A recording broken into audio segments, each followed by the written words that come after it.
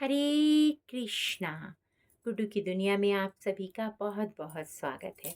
तो भक्तों, आज एक बहुत ही सुंदर कथा आपके सामने प्रस्तुत करने जा रही हूँ। कहते हैं कि समय के अनादि चक्र में एक बार ऐसा प्रसंग आया जब यमलोक में विविध शांति छा गई। सामान्यतः वहां दूतों का आवागमन लगा रहता था। किसी को प्रेतलोक में लाना तो किसी को किसी के कर्मों के अनुसार उसको उसका मार्ग दिखाना। परंतु उस दिन ना नर्क का द्वार खुला था, ना यमदूत लौट रहे थे, ना किसी पापी की आत्मा चीख रही थी और ना ही वहां पर किसी तरीके का कोई शोर था। पूरा यमलोक जैसे मौन हो गया था। यमराज अपने सिंहासन पर बैठे थे, परंतु उनके मन में गंभीर चिंता ने घर कर लिया था। उन्होंने चित्रकूट को बुलाया और कहा, आज बही खाते इतने शांत क्यों हैं? कहीं कोई त्रुटि तो नहीं हुई? चित्रगुप्त ने नम्र स्वर में कहा, प्रभु, बही खाते बिल्कुल सही है। 3 दिनों में 100 नई आत्माओं को नर्क का मार्ग नहीं मिला है। ये क्या कह रहे हो? नर्क का मार्ग नहीं मिला है? कहीं त्रुटि तो नहीं हो गई है?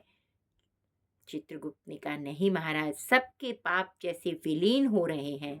यमराज जी की भौहें तन गईं। क्या संसार में पाप समाप्त हो गया है? नहीं प्रभु, पवित्र हो गए हैं क्या लोग पूर्णतः?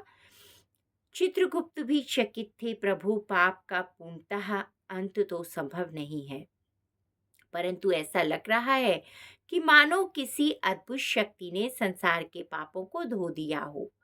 यमराज ने मन में संशय और जिज्ञासा दोनों उत्पन्न करते हुए कहा। उन्होंने निर्णय लिया कि हर रहस्य का समाधान केवल भगवान श्री हरि विष्णु ही बता सकते हैं। तब भी यमराज अपने गौर वर्ण भैंसे पर सवार हुए और वैकुंठ की ओर प्रस्थान कर गए। वैकुंठ का द्वार सदैव की भांति प्रकाशमान था, परंतु उस दिन वहां का तेज और भी अधिक दिव्य प्रतीत हो रहा था। भगवान विष्णु शेषनाग की शैया पर विराजमान थे और माता लक्ष्मी उनके चरणों की सेवा कर रही थीं। यमराज ने प्रणाम करके पूछा, प्रभु, जगत से पाप समाप्त हो गए क्या? मेरे दूत खाली बैठे हैं। नर्क की अग्नि शांत पड़ी है और चित्रगुप्त के बही खाते सूने पड़े हैं।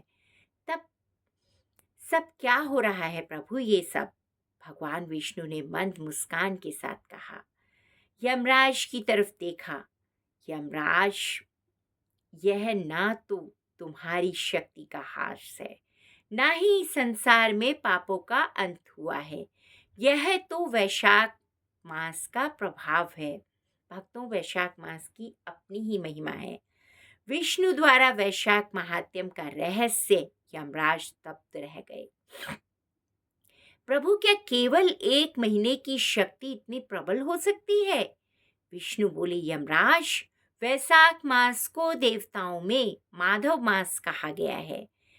इस महीने सूर्य उदय से पहले उठकर नदी में स्नान करने वाला, तुलसी माता की सेवा करने वाला, प्यासे राहगीरों को शीतल जल देने वाला, इन सब का जन्म जन्मांतर का पाप भस्म हो जाता है। क्योंकि सुबह जल्दी उठता है और जल्दी उठकर स्नान करता है, सूर्योदय से पहले उठता है और स्नान करता है और तुलसी माँ की सेवा करता है, तुलसी महारानी जी की सेवा करता है, उसके सभी पाप से वह मुक्त हो जाता है। इस समय मनुष्य का एक छोटा सा पुण्य भी हजारों फल देता है। और जो मनुष्य वैशाख महात्म्य की कथा सुना लेते हैं, उनका तो कहना ही क्या है। उनका मार्ग यमलोक की ओर नहीं होता, वे सीधे वैकुंठ धाम में जाते हैं।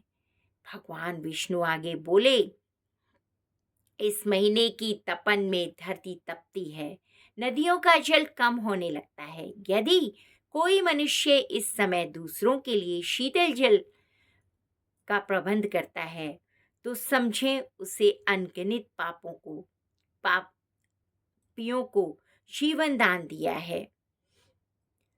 ऐसा मनुष्य तुम्हारे दंड का पात्र नहीं होता। जो इंसान इस भरी गर्मी में जो प्यासों को पानी की व्यवस्था करता है, और जो पशु पक्षी होते हैं, छोटे छोटे पक्षी, जो चिड़िया पेड़ पर जो लोग उड़ते हैं, दाना ढूंढते हैं जगह जगह, उनके लिए दाने की व्यवस्था करता है, उन सबको भगवान पुण्य देते हैं यमराज की। ऐसा मनुष्य तुम्हारे दंड का पात्र नहीं होता। यमराज ने विनय पूर्वक पूछा, प्रभु, तो क्या इस मास में मेरा कार्य निष्फल हो जाता है? प्रभु तो मुस्कुराए, भगवान विष्णु मुस्कुराए, नहीं, तुम्हारा कार्य कभी निष्फल नहीं, परंतु यह महीना परम क्षमा का महीना है। इस महीने में क्षमा किया जाता है, और जैसे तुम्हारे पास दंड देने का अधिकार है, उसी प्रकार मेरे पास दया करने का अधिकार है। वैसे ही वैशाख में मेरे संसार को वैशाख मास में मैं संसार को अतिरिक्त दया प्रदान करता हूँ। अगर कोई थोड़ा सा भी पुण्य कार्य करता है ना, तो भगवान उसको तुरंत ही क्षमा कर देते हैं। यमराज ने करबद्ध होकर कहा, हे विष्णु, निश्चय ही यह महीना मनुष्यों के लिए वरदान देने वाला है, ऐसे पुण्य देता है, तो मैं इस महा को स्वयं भी प्रणाम करता हूँ। तो ना जो वो थे यमराज जी, उन्होंने भी इस महीने को प्रणाम किया।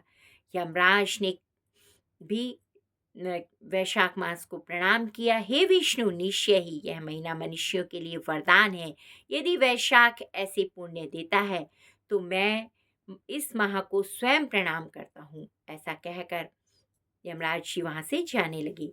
विष्णु बोले, क्या तुम देवताओं में न्याय के प्रतीक हो? यम जो थे वो न्याय के प्रतीक थे, और न्याय तभी पूर्ण होता है जब उसमें दया भी सम्मिलित हो। तो भगवान विष्णु ने कहा यमराज से कि तुम देवताओं में न्याय के प्रतीक हो, और न्याय जब पूरा होता है जब कि क्षमा किया जाए। क्षमा भी सबसे बड़ा दान है। जो क्षमा करना जानता है ना, वही, क्या कहूँ मैं, अब आप सभी जानते हैं कि क्षमा करना ही सबसे मुश्किल होता है, और लेकिन जो क्षमा कर देता है वही बहुत धैर्य वाला व्यक्ति होता है। यम अब यम देवता को लगा कि ये तो मुझे भी क्षमा करना चाहिए। अगर प्रभु ऐसा कह रहे हैं तो मुझे भी क्षमा करना आना चाहिए। संसार में बदली हुई हवा है। उस दिन के बाद यमराज ने अपने दूतों को निर्देश दिया, जो लोग वैशाख में स्नान, दान, तुलसी सेवा और पीने के लिए जल की व्यवस्था करें, उन्हें भय दिखाने की आवश्यकता नहीं है। उन्हें ना डराया जाए। हे प्रभु, माधव के प्रिय हैं वो।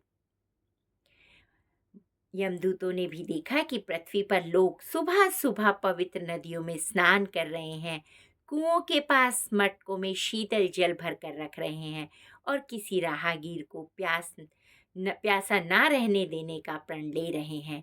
हर गांव, हर नगर में प्याऊ लग रहे हैं, और सचमुच नरक के द्वार शांत हो रहे हैं।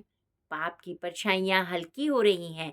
धरती पर दया और धर्म और भक्ति भाव बढ़ रहा है। कथा का सार बस यही है। तब से यह परंपरा चली आ रही है कि वैशाख मास में माधव की पूजा की जाती है। स्नान, दान और जल सेवा करने से यम का भय मिट जाता है।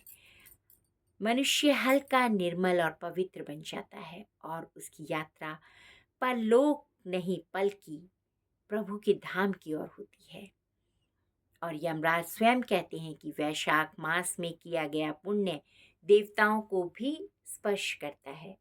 तो भक्तों, आप सब भी वैशाख मास में, जैसे कि गर्मी बढ़ने लगी है, तो हम सबको भी जल की व्यवस्था जगह जगह पे करनी चाहिए।